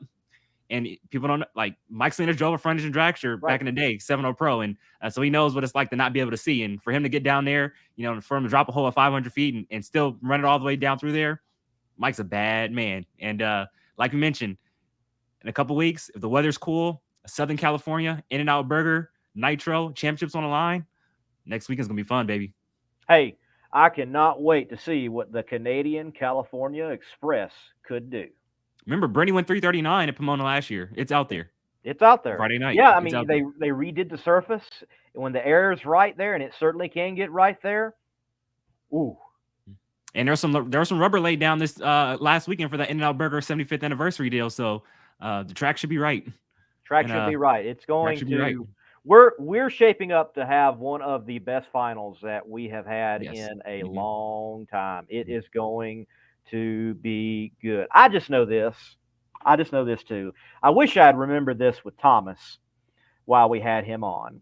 If it works out that Robert Hite goes in the final round and he knows that he has won the championship, would y'all please put enough fuel in that tank for him to do an actual half track burnout and then back the thing up? I remember that. That was good. I remember it. Remember it. Jimmy didn't even know he was going to do that. So it's kind of last minute deal. Yeah. I'm going to do it. No, hey, just put enough in it this time where he can also get the pass in, and John Forrest doesn't have to have a very animated conversation with NHRA officials on the side of the track while other things are running. That was interesting too. Yeah. Now that 2019 finals, that was a really good finals. It was good finals that year. That was good finals. That was a good final. Hey, you and me met there in the stands on the west side and got that round one pro stock. See what I got to deal with now, you guys. Greg Erica. Whoa. See what I got to deal with now, you guys. I met this dude 4 years ago in Pomona, and now look, I gotta hear him. I gotta talk to him every day. I gotta listen to him every day. You know, it's just like, man, it's like, what did I get myself into 4 years ago, man? I inspired you. What are you saying, man? Like, if I could just go back in time 4 years and be like, do not sit here at Pomona, like, we wouldn't be in this position now. Like, man. Hey, you asked. Hey, are you the Monday Morning Racer? It's your fault. It is your fault. I just sat down next to a random dude. No, you were talking to me after every pass. You would look. We would nod at each other. We would not. Because that's what drag racing fans should do. We're all there for the same reason. Look. You've seen me in action, even this past weekend. Talk to the people around you. Like, don't be a stuck-up fan. Like, talk and enjoy the races together. It's a community. We all out there. We all enjoy. You know. Now, look. Granted, if the person in front of you is, a fan of someone you don't like, maybe you don't have to talk to them, but talk to the people around you. Enjoy the race. Yeah, obviously, I'm just messing with you, Lee. Obviously, that was a real cool day and getting to meet you that day. And obviously, it's where we are now. Obviously, I'm just joking. Andrew says, send me my PayPal back. Okay. Yeah. Hey, how many times did you get to talk to Julie Natus this past weekend? Did you guys have a conversation at all? Dang. I'm talking about, for as far as like, championships. I know she's supposed to be on your show soon. You talked to Julie Natus lately? Right. I do know she's out of t-shirts. I know that. Okay. All right. Just checking. Right. Right. The world champs had a rough, I'm not going to say rough, but the world champs did not perform like you might expect at Las Vegas. Doug Gordon went out in the semifinals, and Julie Natus went out in round 2. Like, we got the championships. We could test for next year. Well, not Doug. Obviously he's retiring, but hey, we're like, we got it already. Yeah, Doug wants to get all he can. I'm surprised I'm honestly surprised they were not running. Again, in saying this, they were running well, but they didn't have quite what Jim Whiteley, Annie Whiteley, Sean Bellemere, even Chris Marshall and that Disturbed Racing team. They stepped up, and there for a little while actually had low ET. There were some impressive runs made by a lot of teams in Las Vegas in the alcohol ranks. And it was good to see Jim Whiteley, former top alcohol dragster champion, back in the final round, obviously in funny car now. And so, but, if you can fill us in on this, Bob McCosh, who was in competition, there was a problem in the pits. Can you fill us in on exactly what happened? I know he went to the hospital with one of his crew members who had an accident in the pits before one of the rounds. Bob McCosh, he defeats Ray Martin round 1, sacrificed a bullet to the wind light, and it was an intense enough bang flash fire that he also lost a pair of boots. It did get to his fire suit, though the fire suit, he said, it's okay, I can go with it, but he had to get another pair of boots, and it actually began to torch a part of the motor plate, which I have never seen. It was that hot of a flash and that intense of a fire. Very surprised by that for an alcohol funny car. In asking also, just, Bob, why do you think we're having all these issues with alcohol funny cars here lately? Because there have been several big fires with alcohol funny car. Unlike, well, for so many years, I'm sure you would also agree, you just didn't seem like you saw fires with alcohol funny cars. Sean Bellemere had a bad one in a Midwest drag racing series race, and obviously I was there to witness Ken Singleton's nasty fire, the worst fire I've ever seen in my life at a drag race, honestly. And I think of Chris Zagoda. There was a gentleman at Maple Grove who had a nasty fire that didn't quite get the publicity that Chris Zagoda's did at the U.S. Nationals. And now Bob here with a nasty flash. He just said we're running them and asking more of them, more than we ever have. And that does make sense. I even think Doug Gordon, not necessarily a flash and a fire, but he had a nasty motor let go, broke a crank there at the Fall Nationals. To get to what you mentioned, though, they have a bye in the second round due to the ladder, the way it shook out with only having 13 cars on property. Obviously, he wins that round. In the turnaround to go into the semifinals, apparently a crew member broke their shoulder in a rather nasty way, and they were rushed to see medical attention. And I knew something was up. I was in the stands filming, and you could see medical personnel, or not medical personnel, but you could see security from the starting line go toward the pits, and you knew something was up. So first of all, I hope the crew member is doing well. I didn't get a name, but Bob McCosh was not able to complete eliminations on Monday. Hopefully they can get a word for him later on and get the story on what did happen and how the crew member is doing. But interesting year for Bob McCosh's career year, honestly, with performance, wins, first ever national event win, and yet he's had some strange occurrences in times which, honestly, he had the car that could win an entire event. And I didn't see exactly when it happened, but I'm sure it happened more recently because I was walking past the pit and I saw, medical personnel rushing into their pit, and I'm like, what's going on? People are from the other side are walking out their pits to see what's going on. And I look in and there's a guy laying on the floor and he's in agony. Like he looked like he was in pain. I couldn't see his face because there's so many people around him, but he was laying on the ground and you could tell the sounds he was making. He was in a lot of pain. And I was just hoping. I didn't want to be the person that just stands there and just watch. I'm like, I was like, man, I hope he's okay and hope everything works out. But it's good to know, obviously a broken shoulder is still a bad thing, but obviously it wasn't a lot worse than what it was. So get well soon to the crew member. Got to give it up to Bob McCosh. You're in competition, but he said, hey, no, my crew members are more important. And you went to the hospital with them. You got to respect them for that. And final question for me on Top Alcohol Funny Cars is that, what's your opinion as somebody who's covered this class throughout the whole year? The evolution of Top Alcohol Funny Car, we with injected nitro funny cars, and now with a lot of guys moving over to the two-step, we're seeing a real different change within the class, very soon. We are seeing rapid change as well, and it is a change that the NHRA is implementing due mainly, I believe, to get more people into the category to compete. Mm-hmm. Frankly, it may take the most talent as a racer to drive a top alcohol funny car out of any car out there on a clutch. It may very well be the car that you need the most talent and driving ability whatsoever in drag racing. Possibly. I mean, very much so.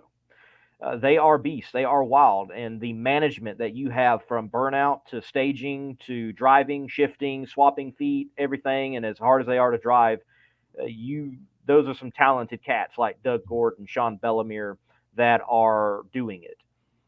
And though I don't want to say easier, there might have been taken away from the class some of the teeth, if you will, in driving by some of the other processes. Granted, I think having injected nitro funny cars is a great way to prepare people to go to the next step, if you will, with top fuel funny car, fuel funny car in the Camping World Series, and you get that. Mission Food Series. I'm sorry.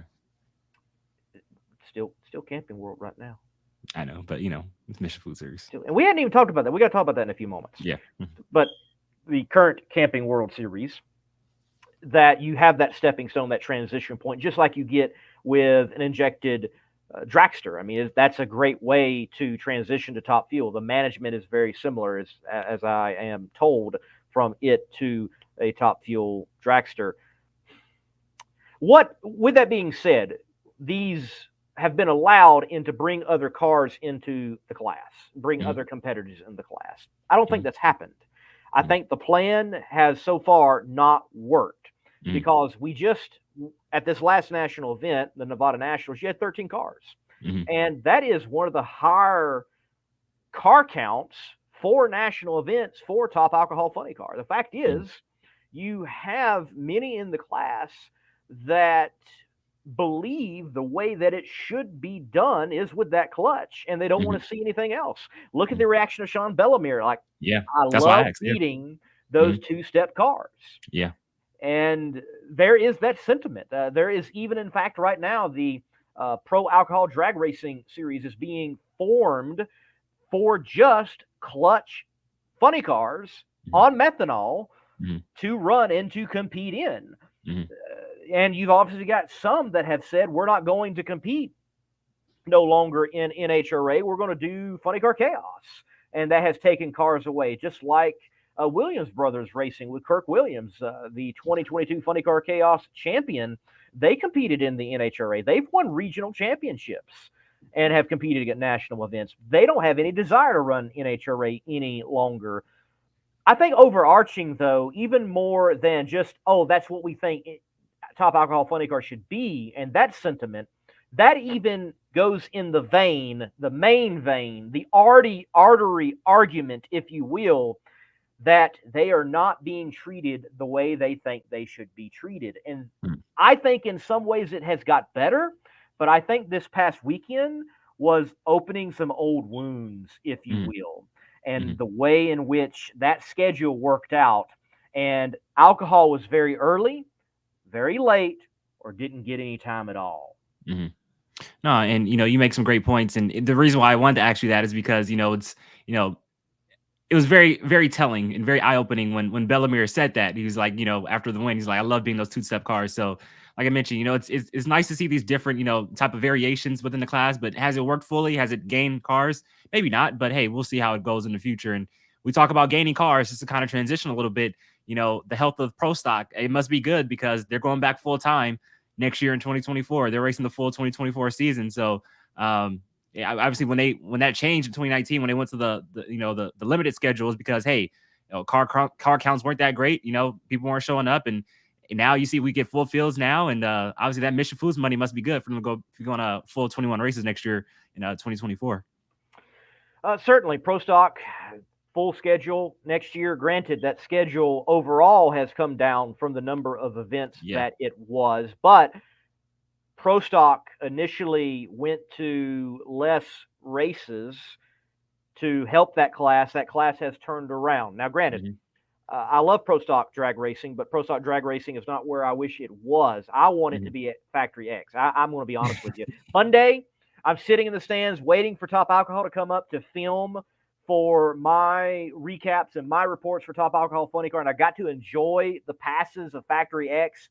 And that Bob Glidden tribute type car, it does a long smoky burnout. And I just go, yes! Because I'm like, this is how they should look. This is how Pro Stock should feel. And look, you can say, well, you just don't understand what Pro Stock drag racing is all about. Fine, I don't. That's what I want. I want to see it like that. I want it to see a car that actually looks like the car. Okay? Pro Stock is not pro mod.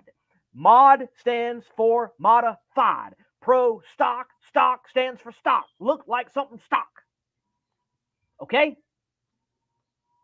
It's lost their essence out there. They really have. They are naturally aspirated pro mods, not pro stock. It is Halloween. I think you need a Snickers. You're hungry. Hey, I just saw on Instagram the Gordon family. Yeah, they give out full-size candy bars. They're cool. Yeah, just to answer Andrew's question, yes, I believe Bill Miller sold that car a few years ago. So that's it. And Eric says it in the comments. So I want to get to that in just a second. But I mean, like you said, and I was so excited to see Factory X in Las Vegas. I'm like, finally, they're coming to the West Coast, and I don't even get to see them in person. So that was a little bit of a bummer. They didn't even get to run until like Monday. I mean, exactly. they got to run a little bit during qualify, but they didn't run until Monday themselves. Yeah. Overall, though, I want to say this: Camping World, thank you for your time. And also thank you for your time in the future. Because in the announcement that Mission Foods is coming on as the title sponsor for the professional categories,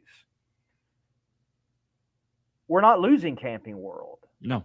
Which is a great, great story for the NHRA, that you have them staying on as a major sponsor in a different capacity. Mm-hmm.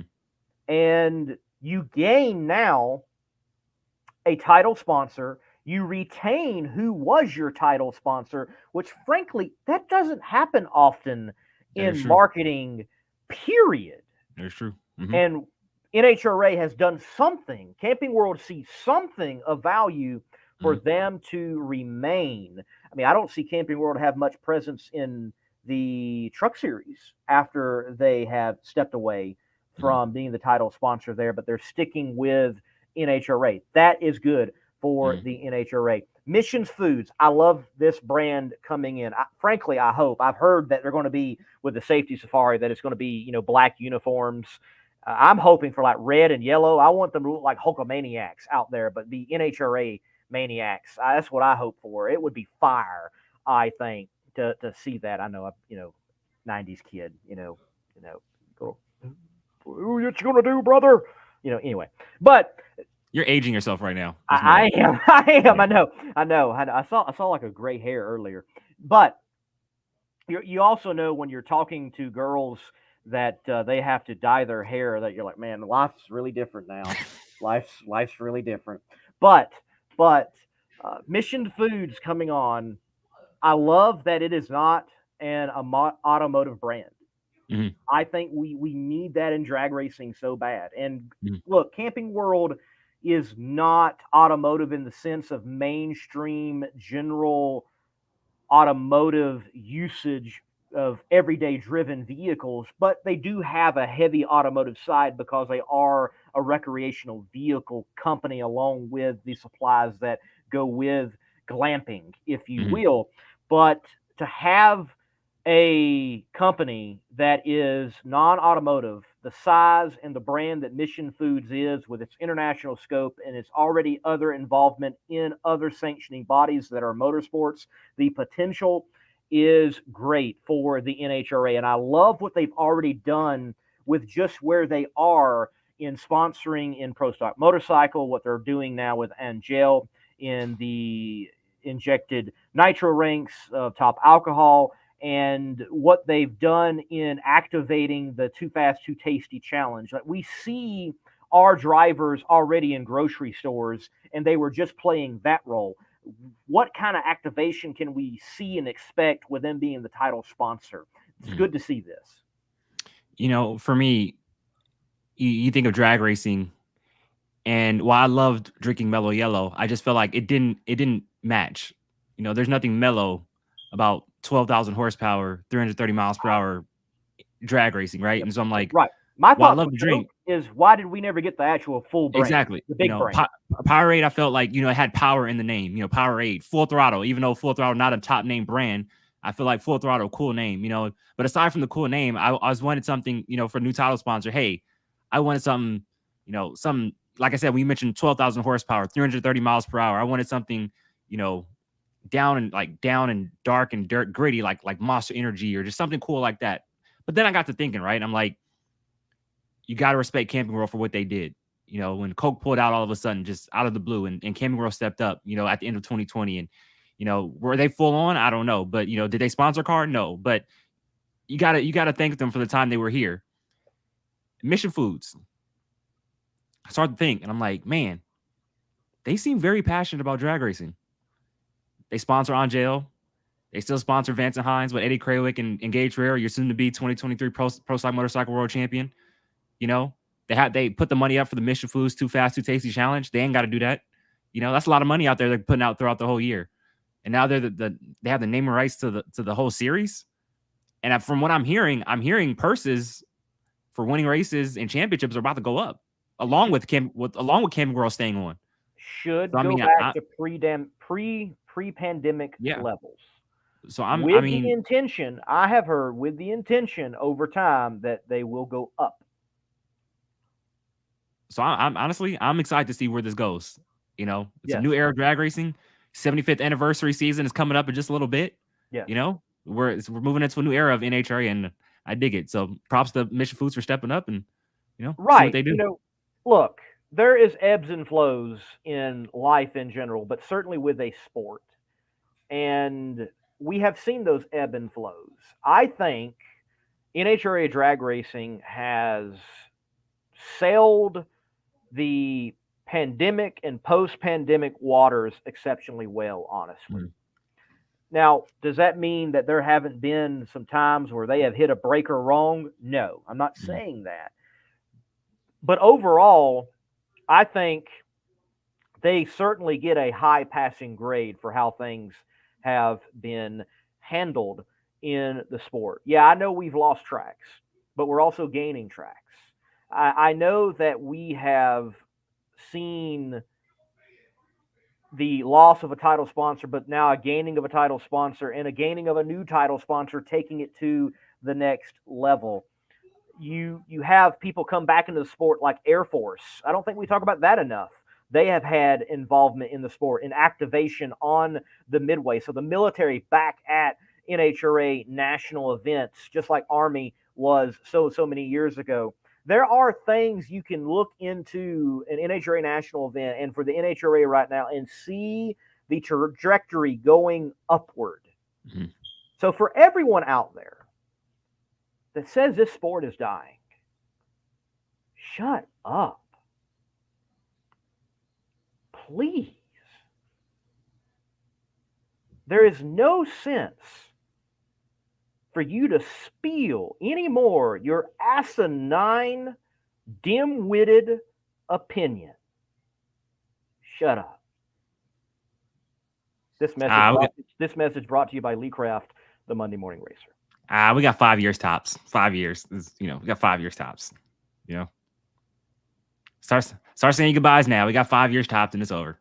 3. This is 3. 3? Yeah, 3. We got 3 years tops, Matter of fact, missions coming on, and it being the bell, it's the bell for the death announcement of the NHRA. I'll tell you what, you saw that crowd in Las Vegas this past weekend. Drag racing is just fine. Drag racing is just fine. It's just fine.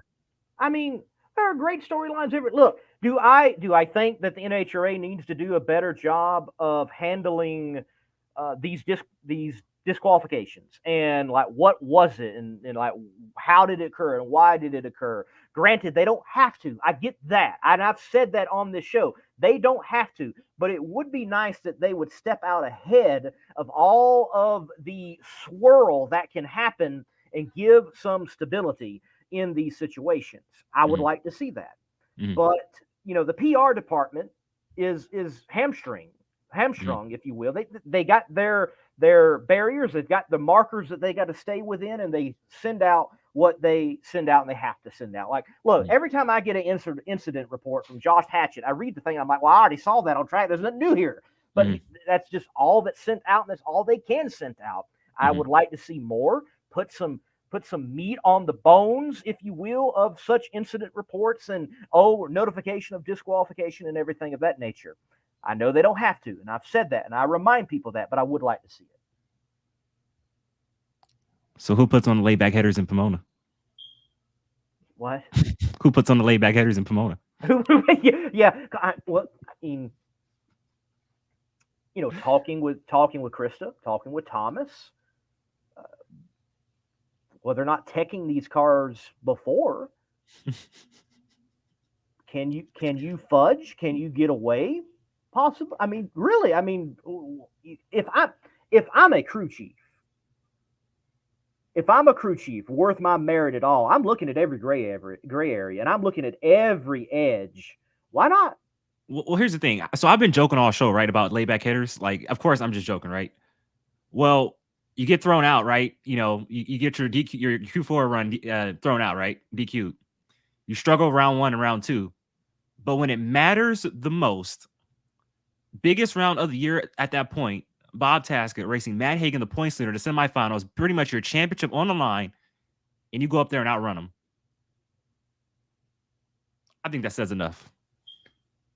Clutch round win from Bob Taskett in the semifinals. Clutch. That team, they know what they're doing. They'll be fine.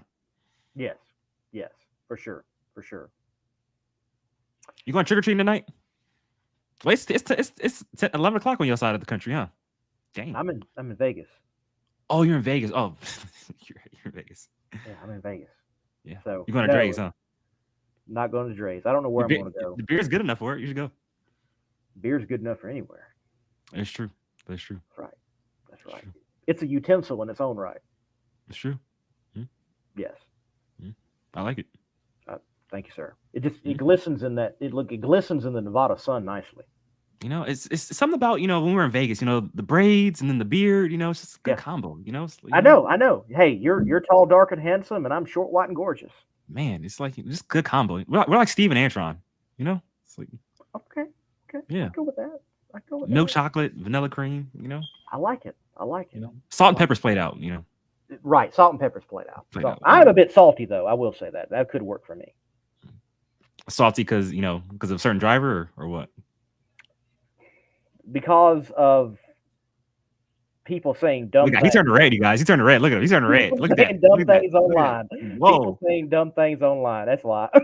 Bob Tasker red right now. That's how red you are right now. You're Bob Tasker red right now. Man. Oh, and Mighty Mac. ZZ Top is not in the Beatles. Just know that. Just know that. It's an inside joke. Yeah, inside joke. Yeah, ZZ Top, not in the Beatles. Yeah. Not in the Beatles. Not in the Beatles. No, not in the Beatles. Oh, I can name you the Beatles though, real quick. Give me 1 second. I just got to jog my memory. Hold on. I can name you all the Beatles. Just keep talking. Keep talking. Okay. Everybody, the show's over. Just know that. The show's over. Yes. Pretty much. Yes. So this is Competition Plus after hours. Exactly. Already after hour show at this point. Exactly. Yeah. Yeah. Right. Yeah. Hey, Texas Roadhouse on Craig Road in North Las Vegas is on fire. Best sights you'll ever have. Just if you're in Vegas, go to that Texas Roadhouse. Yes. Won't disappoint. Let you know that. And hey, go there around Halloween too. That is a great time to go. Yes. Mm-hmm. Yes, for sure. John Lennon. Paul McCartney. George Harrison. And Ringo Starr. Okay. Pete Best. And I'm not reading a list either. Good job, man. Yeah. Good job, man. Thank you. Well, I think we have ran out of the drag racing talk at the moment. I think so. And yeah. I think we need to close the Power Hour. You got it, man. All right, let's do this. Folks, thank you all for joining us here for the Competition Plus Power Hour. Man, good to have Thomas Prock on. Mm-hmm. I love chatting with people that are behind the scenes that don't get any mic time and don't get any air time and hear their story. I love that. Have always been about that. And it's good to have him on. So thank you, Elon Warner and Sarah Slaughter, for working that out and us having Thomas on. Always great to have Mike on, get his perspective. Congratulations on the win once again. And always good to have you along for the ride, man, as co-host here on the Competition Plus Power Hour. You do an exceptional job. Keep up the good work. Thank you for all your help this weekend. When I have someone to hold the camera and it just adds another layer to those reports and interviews, it helps. It makes it look good. Did a good job. I appreciate that, man. I'm learning, trying to become talented in all facets of this media world. It's not just talking on screen, a lot of other stuff. Hey, I mean, man, one day you might be like me, videographer, photographer, commentator. You're my hero. Thank you. I want to be just like Lee when I grow up. Everybody, thank you for watching. This has been a lot of fun.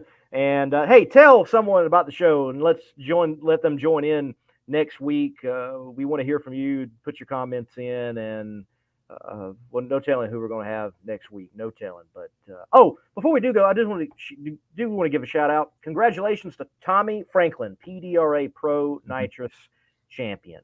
Mm-hmm. Congratulations, Tommy. Getting it done, and everybody.